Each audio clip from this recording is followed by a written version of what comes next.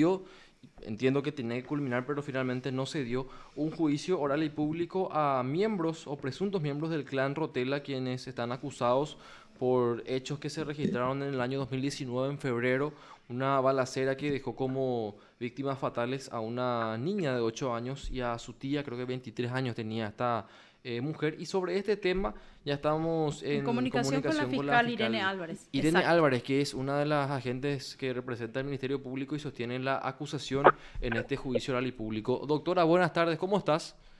Buenas tardes para usted y su radio audiencia. Doctora, gracias por atendernos. Estamos llamándote para tener un poco datos y saber cómo está avanzando este juicio que ya está en una etapa final. Decía, son varios los acusados que presuntamente serían miembros del clan Rotela y que están procesados por varios hechos punibles, entre ellos homicidio doloso, ¿verdad? Bueno, recordando un poco el contexto histórico, en el año 2019, el 23 de febrero, ocurre una balacera en el Bañado Sur de Asunción, donde fallece una niña de 8 años, su tía, y quedan 5 personas sobrevivientes. Se ataca la vivienda de una familia en un contexto en el que hoy estamos en la etapa de, bueno, presentamos las réplicas y las dúplicas, y el 20 de junio a las 13 horas el tribunal va a estar dando la deliberación de la sentencia, ¿verdad? Nosotros tenemos 7 personas acusadas responsables de haber ejecutado vamos a decir, rodeado la vivienda y ejecutado sendos disparos que finalmente dieron con la muerte de la niña, su tía, y dejaron 5 sobrevivientes. Sobre todo en este contexto que hoy se está dando otra vez en la zona, ¿verdad?, de enfrentamientos.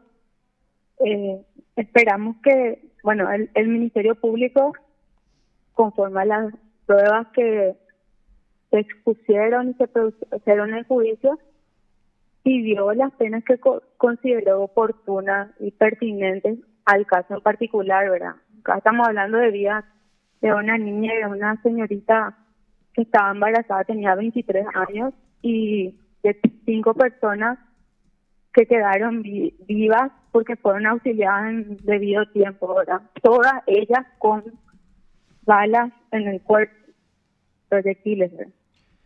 Claro, realmente un hecho bastante grave, doctora, y nos decías, pidieron elevadas penas, entiendo yo, la más alta al menos ronda los 27 años, ¿verdad? Sí, nosotros también pedimos respecto a 3 de ellos que ya tienen condenas anteriores por homicidio doloso, además de las penas que consideramos medidas de seguridad, porque son personas ya condenadas por hechos punibles similares, digamos, a los que hoy son objeto de este juicio, ¿verdad? Entonces consideramos que también tienen que recaer sobre ellos medidas de seguridad. Claro, y estábamos viendo incluso, y te quería consultar en ese sentido, cómo se vino desarrollando el juicio, porque hoy al menos estábamos mirando con los colegas y el tribunal, entiendo, estuvo en una sala y en otra sala estuvieron los acusados participando prácticamente por medios telemáticos, pero estando en una sala al lado mismo de la sala principal, digamos, donde están los abogados, ustedes también como Ministerio Público. ¿Qué es lo que pasó, doctora? Por eso se tomó esa determinación de que ellos estén en una sala paralela. Bueno, fíjate que el comportamiento de estas personas, de los acusados, llevó al tribunal a imponer la medida disciplinaria que ellos tienen por disposición de ley, de que los acusados no estén presentes en sala. Recordar que solamente el proceso del juicio, uno de ellos intentó entrar con un cuchillo, y en una oportunidad también hubo una denuncia vamos a decir, oficial por parte de la seguridad del Poder Judicial. Sí.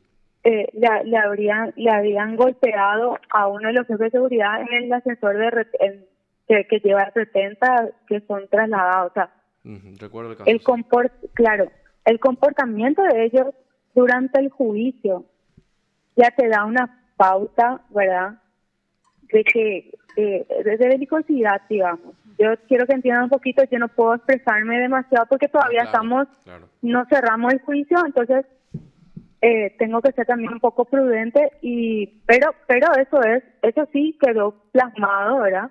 Eso sí se tomó conocimiento público porque son comportamientos que ellos presentaron. Tanto es así que llevó a la decisión del tribunal en las facultades que tiene a que ellos estén en una sala contigua por los medios telemáticos porque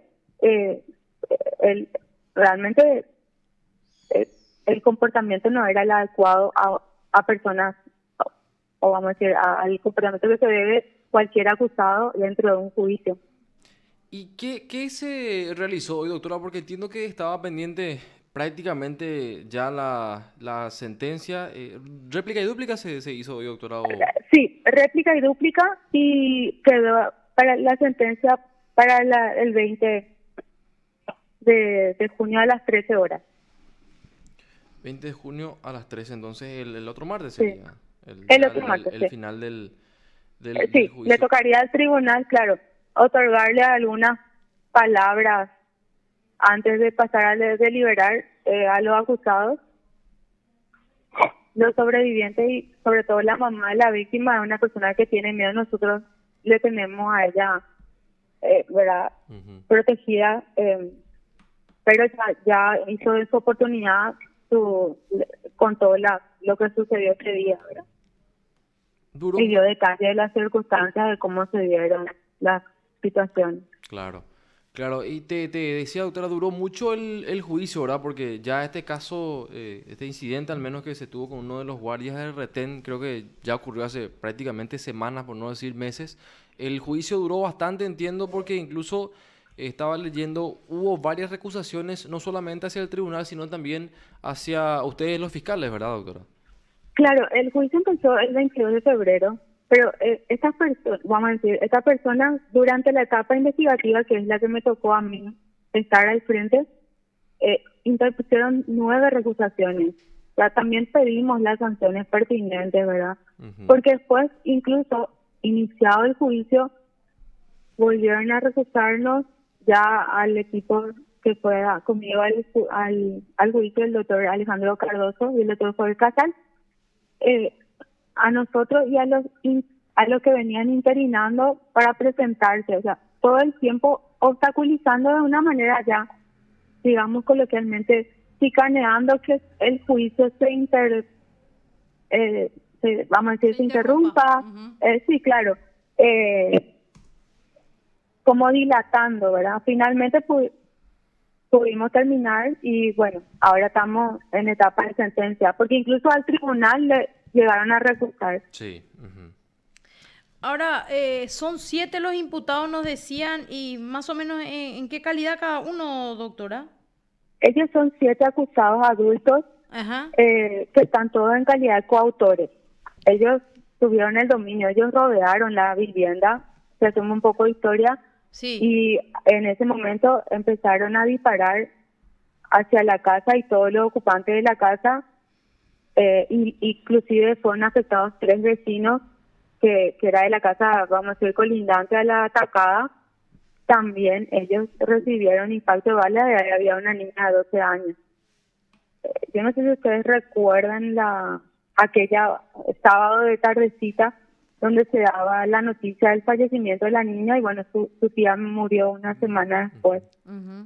Pero nosotros también, o sea, en el marco de esa causa, habían 3 adolescentes infractores que ya fueron condenados el año pasado con sentencia ya firme de la Cámara, ¿verdad? Por su grado de participación en complicidad con este grupo. Claro.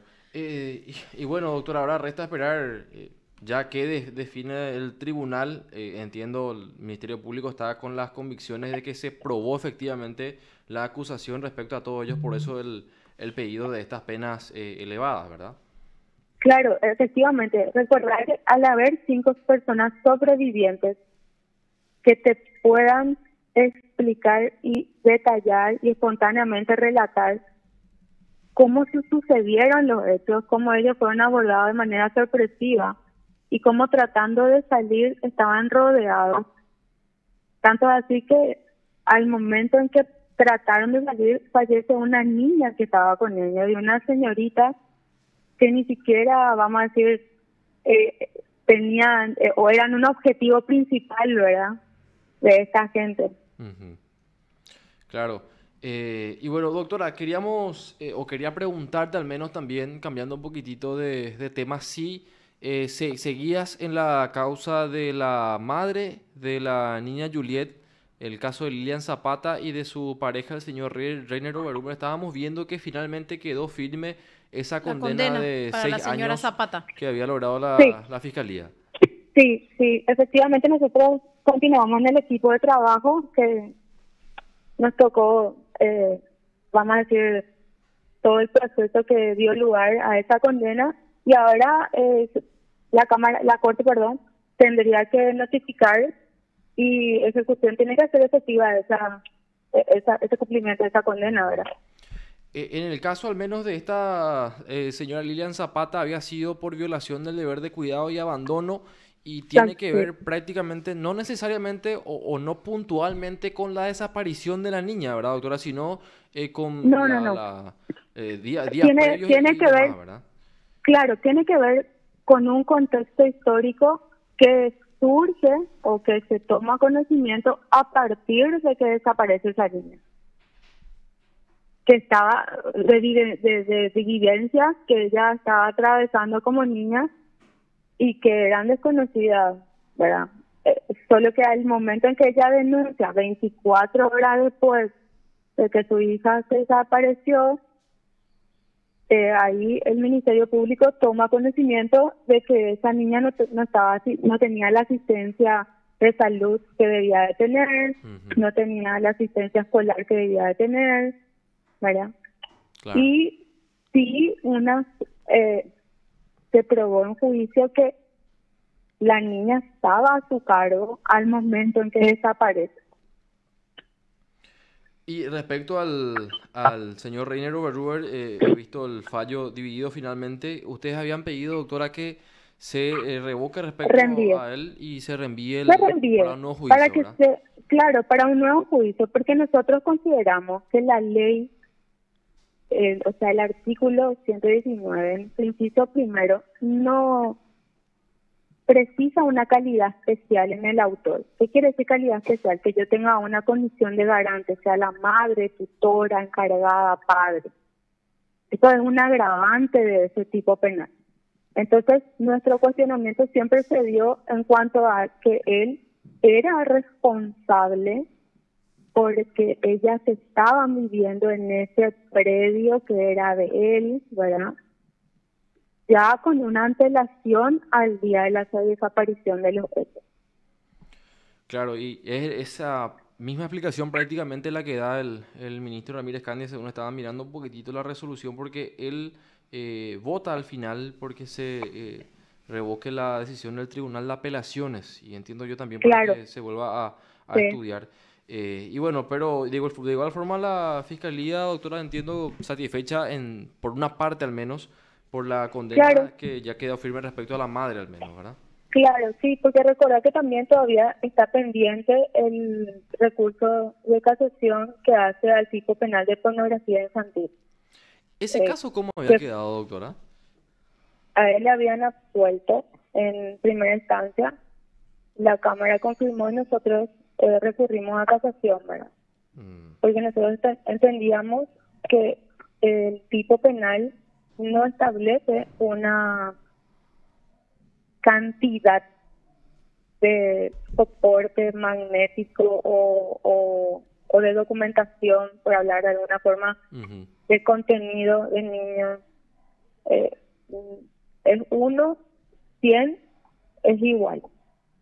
claro, Y ese tipo penal del 140 en su inciso primero tiene varios verbos rectores, porque hay varias acciones que el autor puede desplegar, desde la toma del video, de la fotografía, hasta el que consume, ¿verdad?